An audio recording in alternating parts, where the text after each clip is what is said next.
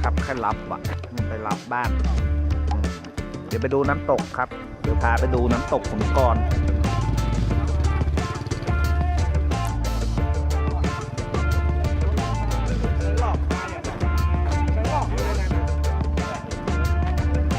ตอนนี้อยู่เขตติดต่อฝางเชียงราย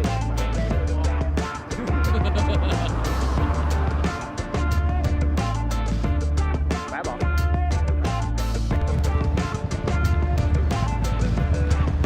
รถเท้าเน่าแล้วก่ะรถมันจะขับรถเขาเราผ่านซ้อนแล้วมาทำ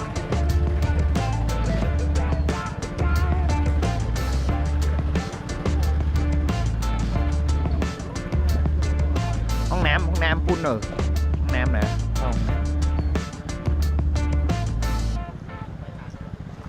ไลฟ์สดแหละไลฟ์สดอ่ะครับใครไลฟ์สดกะพี่อ่ะตัวนะกะไลฟ์สดอ่ะ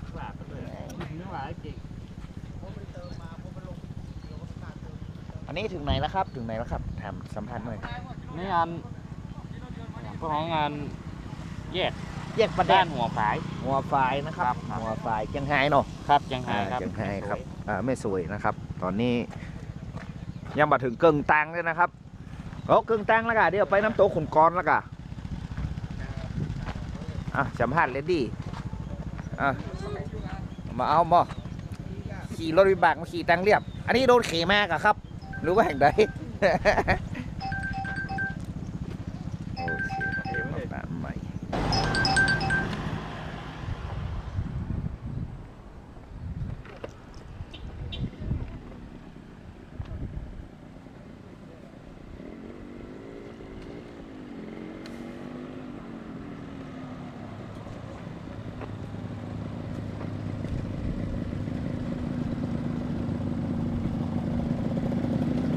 รอลุงสักหน่อยอ่ะ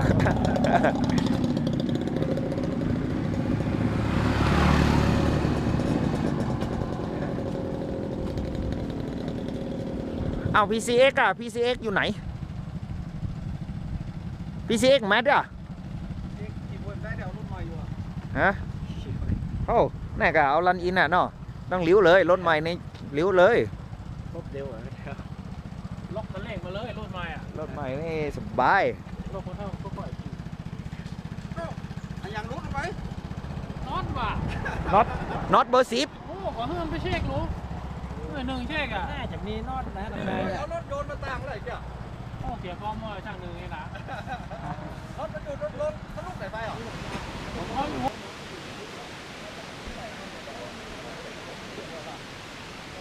นี่มาถึงแล้วนะครับน้ำตกขุนกรครับร้อนใครจะเดินนะครับเดินขึ้นไปนี่เหรอไปกิโลไป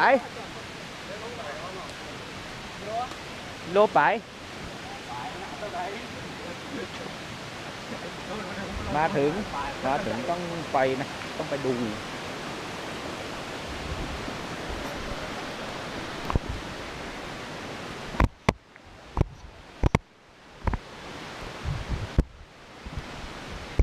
100 เมตรเจ้าเดิน100 เมตรขนาดนั้น400 เมตรแต่ก็ตั้งอีกนั่นน่ะ54 โลนะแบบรถโอ้นี่พวกอะไรอ่ะกิโลไปบอกแล้วโลครึ่ง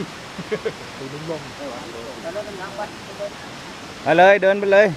แค่อย่างนี้เดี๋ยวเอาขึ้นห้วยบอลให้ก็เดี๋ยวขึ้นทางแม่น่ะห้วยบอลอะไรน่ะเอาน้ำตกกูก่อนหรอน้ำตกนี่พ่อโควิด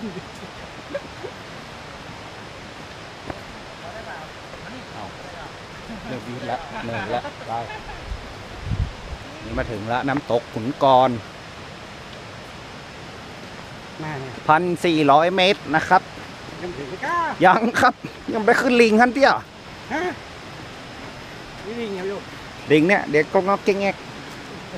นี่แน่เนี่ย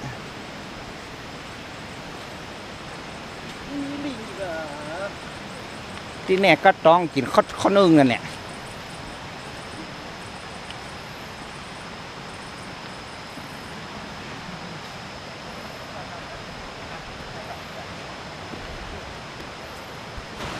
นี่นะครับลิงนะครับจะขึ้นไปหาน้ำตกนะครับ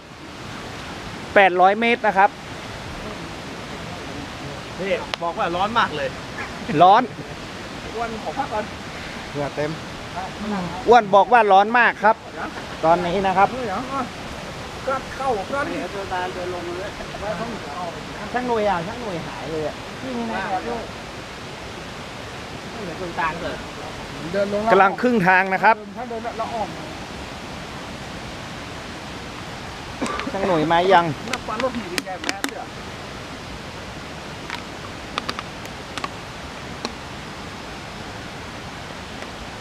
เขาเคยมากันแล้วป่ะเขาล้นเอา เฮ้ย โอ้ยนี่คืออีกกัน สูงนะครับ ใส่เกียร์โฟร์ด้วยนะครับ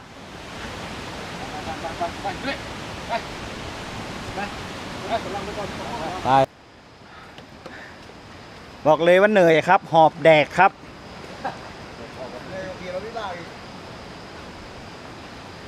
ให้เอามอไซค์ขึ้นผมขึ้นมาเลยน่ะ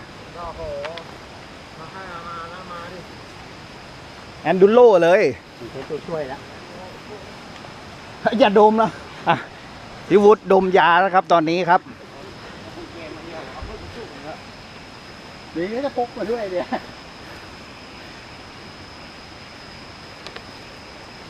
อีก800 เมตรครับ เดี๋ยวถึงครับ800 เมตรครับ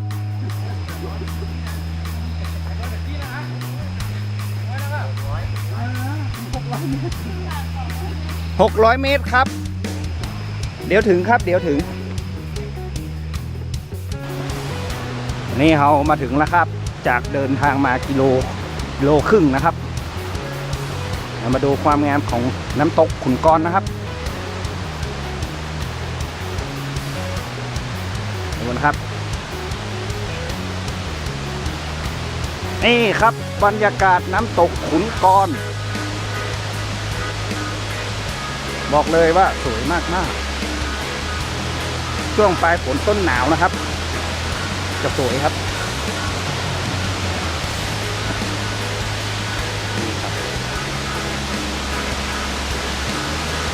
สวยมากครับ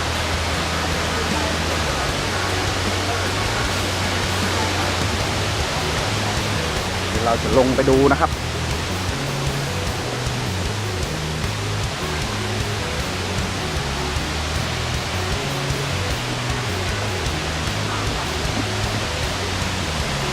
ลงไปก่อกันนะครับนี่นะครับน้ำตกขุนกรนะครับ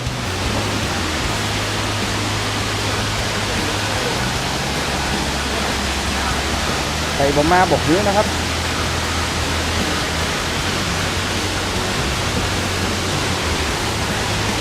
เดินทางเพื่อมาเอาบรรยากาศโดยเฉพาะครับ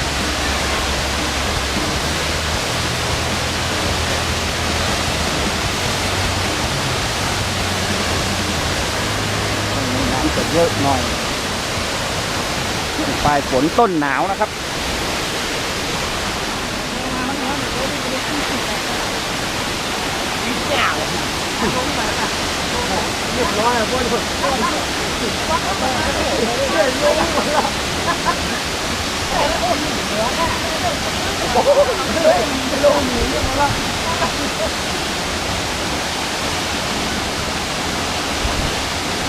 ถ้าดูดีจะมีไอนะครับมีไอมาได้ยังจับยังโอเคครับไอ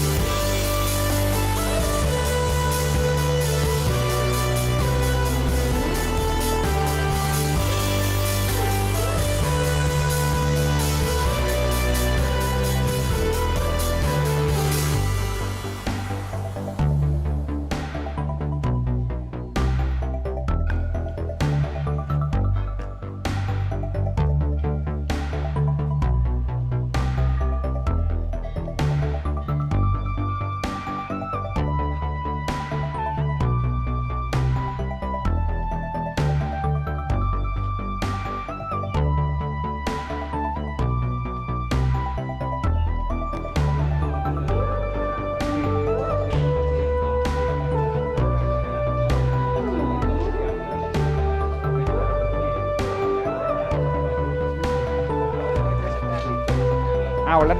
น็อตอ่ะ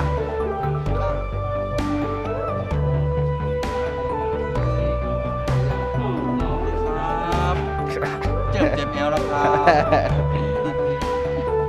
เจ็บปวดแอวแล้วครับ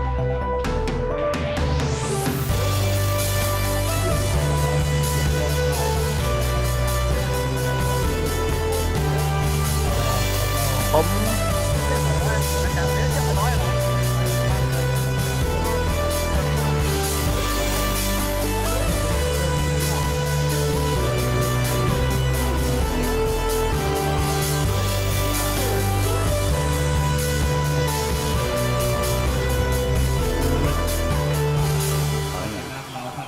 ชื่ออย่าง ก็มาได้ออกมาในบุญในกุศลเข้าวัด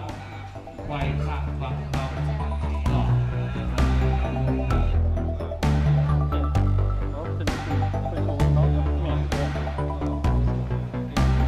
บัดท้ายนี่ละกะ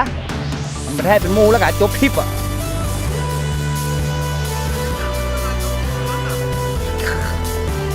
กับ